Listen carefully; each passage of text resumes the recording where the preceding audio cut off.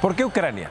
¿De dónde viene esa historia conflictiva? ¿Qué herencias está pagando hoy el pueblo ucraniano? Una región que desde el inicio de sus días se la ha vivido en la delgada línea de las perspectivas y las realidades entre los grandes imperios. Vámonos al siglo IX, en la llamada Rus de Kiev, una enorme federación de tribus eslavas en lo que hoy es el territorio ucraniano, una región dominada por polacos, otomanos, hoy conocidos como los turcos, austriacos, rusos y demás extranjeros que iban desde el mar Báltico del norte al mar Negro del sur. ¿Se imaginan todas esas formas de pensar y de ver el mundo tratándose de poner de acuerdo?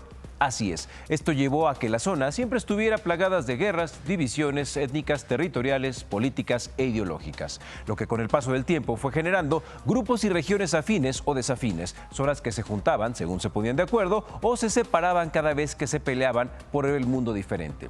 Esto hizo, por ejemplo, que Crimea perteneciera en los primeros años a los otomíes allá por 1774 y luego se anexara a los rusos durante el gobierno de la emperatriz Catalina la Grande, o que el oeste de Ucrania fuera más afín a los territorios europeos occidentales de Polonia o el Imperio Austrohúngaro y la parte oriental congeniara más con el modo de pensar ruso, generando desde el siglo XVIII diversas corrientes culturales, históricas e ideológicas.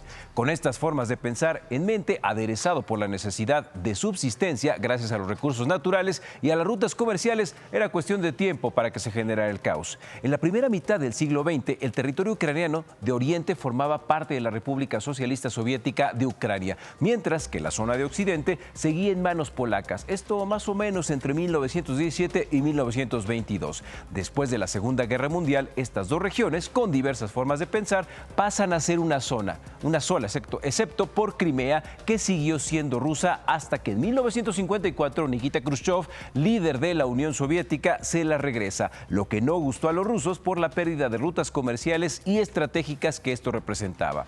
Pero poco pudieron hacer, pues en 1991, con la caída de la Unión Soviética, Ucrania se consolidó. Con el tiempo, Ucrania empezó a elaborar acuerdos con la Unión Europea en el 2012, lo que no agradó a los rusos, influyendo a tal grado que el entonces presidente ucraniano Viktor Yanukovych suspendió los acuerdos, generando protestas sociales, en donde los nacionalistas aprovecharon para extenderse y los separatistas para hacerse de otras zonas. El resultado, más conflictos internos y cientos de muertos, lo que por cierto fue aprovechado por Rusia para hacerse nuevamente de Crimea, lo que le valió la expulsión de G8 y duras penas económicas aún vigentes.